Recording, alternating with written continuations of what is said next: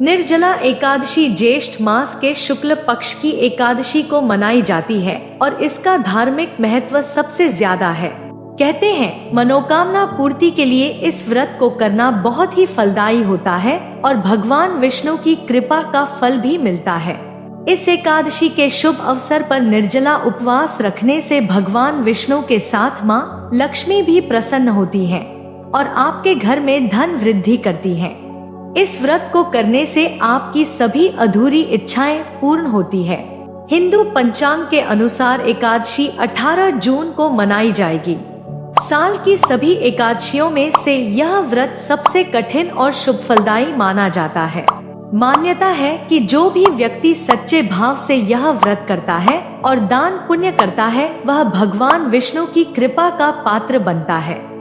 इस व्रत को करने के कुछ नियम शास्त्रों में बताए गए हैं और यह भी बताया गया है कि इस दिन कौन से कार्य करना अशुभ होता है। इससे पहले हम आपको बताएंगे इस व्रत की पूजा विधि।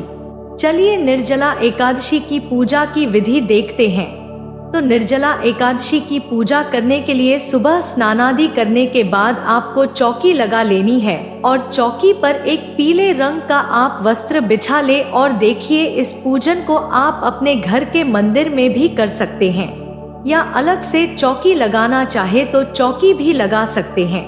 और चौकी जो मुख है उसे पूर्व या उत्तर दिशा की ओर आप रखें और यहाँ थोड़े से मैंने फूल बिछा लिए हैं और इसके बाद भगवान विष्णु की आपके पास मूर्ति फोटो जो भी है आप उसे विराजमान कर लें या भगवान विष्णु के किसी भी स्वरूप को आप विराजमान कर सकते हैं।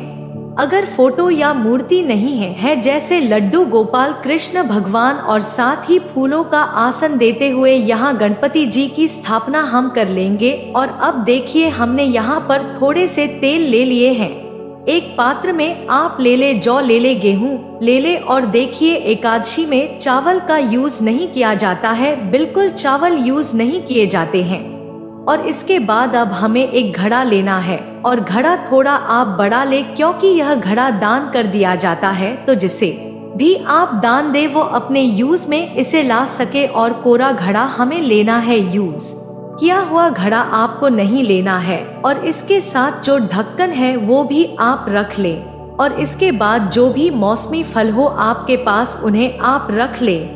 तरबूज, खरबूज, आम, खीरा, ककड़ी और इसके साथ ही एक देसी घी का हमें दीपक प्रज्वलित कर लेना है। और इसके बाद थोड़ा सा जल और फूल की सहायता से हम स्नान की भावना से गणपति जी को, श्री हरि विष्णु को, माता लक्ष्मी को और चौकी का शुद्धिकरण कर लेंगे। अब स्नान के बाद जिस तरह से वस्त्र पहने जाते हैं ठीक उसी प्रकार से गणपति जी को हमने वस्त्र की भावना से कलावा और जनेऊ अर्पित कर दिया है और भगवान विष्णु को यहाँ पर वस्त्र की भावना से कलावा और जनेऊ अर्पित कर देंगे हम। और जो हमने मिट्टी का घड़ा लिया है उसके कंठ पर भी आप मोली बांध ले क्योंकि कोई भी चीज खाली नहीं छोड़ी जाती। इसके साथ ही गणपति जी को चंदन, रोली, तिल समर्पित करते हुए हम पूजन कर लेंगे क्योंकि देखिए किसी भी पूजन में गणपति जी का पूजन सर्वोपरि होता है, सबसे पहले उनका पूजन किया जाता है। और इसके साथ यहाँ देखिए गुड़हल का फूल है मेरे पास, तो गणपति जी को मैं वह अर्पित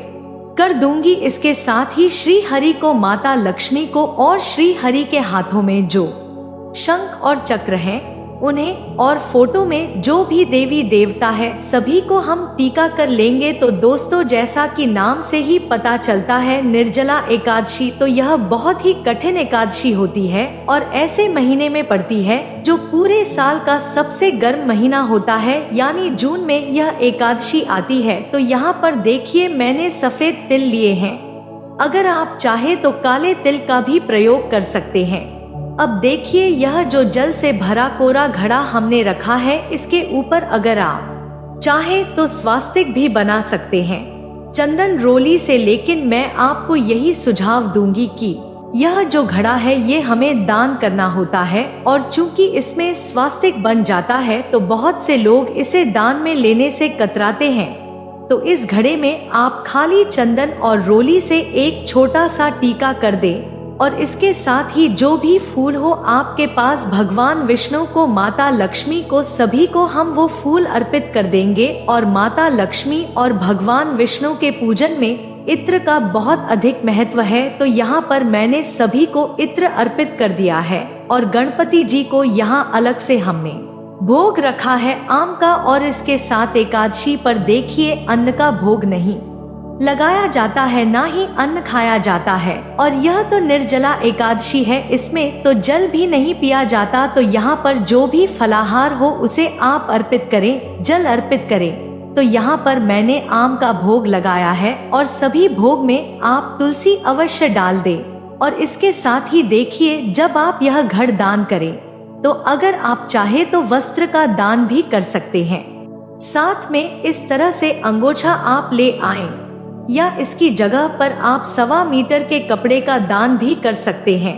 अब देखिए, इस घड़े में हमने जल तो भर दिया है, लेकिन चीनी नहीं डाली है, क्योंकि देखिए मीठा डालने से ये घड़ा खराब हो जाएगा। तो अलग से हम चीनी रख लेंगे, और जो भी आपको दक्षिणा निकालनी हो उसे भी आप रख ले।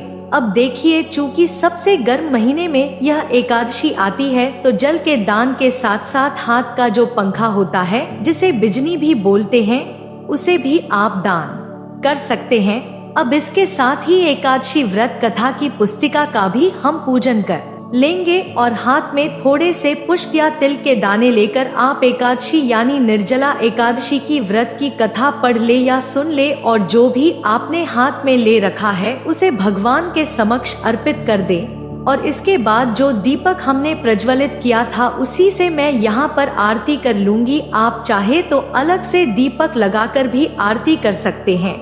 ओम जय जगदी हरे स्वामी जय जगदीश हरे, भक्त जनों के संकट दास जनों के संकट क्षण में दूर करे, ओम जय जगदीश हरे। तो इस तरह से आरती संपन्न करने के बाद हम हाथ जोड़कर प्रभु के समक्ष क्षमा याचना कर लेंगे, इस तरह से कि प्रभु जाने अनजाने इस व्रत पूजन को करने में अगर हमसे किसी भी प्रकार की त्रुटि या भूल हो गई है तो हमें क्षमा करें, और अपना आशीर्वाद सदैव हम पर बनाए रखें। तो इस तरह से निर्जला एकादशी का पूजन किया जाता है। और निर्जला एकादशी का जो व्रत है वह 2 तरह से किया जाता है। कुछ लोग तो पूरे दिन निर्जल रहकर व्रत करते हैं, मतलब पूरे दिन कुछ भी नहीं खाते हैं, यहाँ तक कि पानी भी नहीं पीते हैं। तो अगर आप इस तरह से व्रत करते हैं तब तो सर्वोत्तम है। और पूरे साल की एकादशियों का व्रत अगर आप नहीं भी कर रहे हो तो इस तरह से अगर व्रत कर लेते हैं तो यह निर्जला एकादशी का तो पूरे साल की एकादशियों का पुण्य फल आपको प्राप्त हो जाता है। लेकिन अगर आप निर्जल पूरे दिन नहीं रह सकते हैं तो आप इस तरह से भगवान विष्णु का पूजन करके मीठे जल का दान करने के बाद शाम के समय नींबू का या आम का शरबत या खाली पानी में चीनी डालकर आप उसे ग्रहण कर सकते हैं। और देखिए, इसमें मीठे जल का ही यानी शरबत का ही दान किया जाता है, और शरबत ही ग्रहण किया जाता है सबसे पहले। और देखिए, अगर आप व्रत ना भी कर पाए तो निर्जला एकादशी के दिन भगवान विष्णु का इस तरह से पूजन जरूर करें। और देखिए, घड़े का दान तो आप जरूर ही करें, क्योंकि बहुत से लोग आज के दिन प्याऊ लगाते हैं और जो शरबत है उसके भंडारे करवाते हैं। और कई लोग देखिए जो अनाथ आश्रम है, वृद्ध आश्रम है, वहाँ पंखे वगैरह का दान करते हैं, मतलब जो गर्मियों में हमें राहत दे, इस तरह की चीजों का दान किया जाता है। तो अगर हम ज्यादा कुछ ना भी कर पाए तो कम से कम हमें जल का दान तो अवश्य करना चाहिए। और उस जल को आप घड़े में भर लें, वाटर बोतल में भर लें, और किसी भी कन्या को या ब्राह्मण को या सुयोग्य पात्र को आप इसे दान कर सकते हैं। और एकादशी की तिथि पर चावलों का दान नहीं किया जाता है, द्वादशी वाले दिन चावल दान किए जाते हैं।